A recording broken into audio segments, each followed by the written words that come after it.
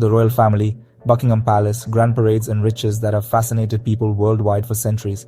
Millions of tourists come to London every year to see the changing of the guard or peek through the gates of royal homes. It's a symbol of stability and tradition, but behind the glitter of crowns and jewels, there's a darker truth. The royal family is one of the most powerful institutions in the world. Their wealth is estimated at billions of pounds, and a large part of this fortune comes from lands and goods bought during the time of the empire. Few tourists think about the diamonds in Queen Elizabeth's crown, like the famous Koh-i-Noor, which came from India, taken during colonial times. For the British, it's a symbol of greatness, but for many former colonies, it's a wound that still causes anger and demands its return.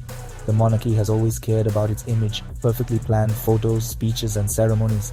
But the royal family's history is full of scandals they try to hide. Romances, betrayals, family fights, all the things that would be private matters in other families become international headlines here.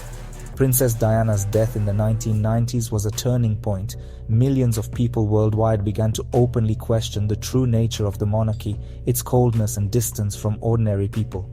One of the most talked about topics is the royal family's connections with politics and rich elites. Even though the monarch mostly has a symbolic role, in reality the royal family has a lot of influence. Meetings behind closed doors, talks with prime ministers, connections with the world's richest people. All this means the monarchy is still a political player, though in a way that often stays hidden.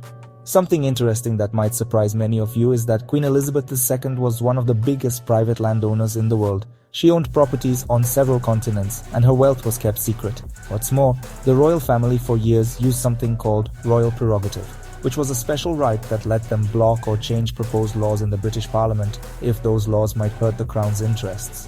So the British monarchy is more than just a fairy tale about princesses and princes. It's an institution that for centuries has balanced between tradition and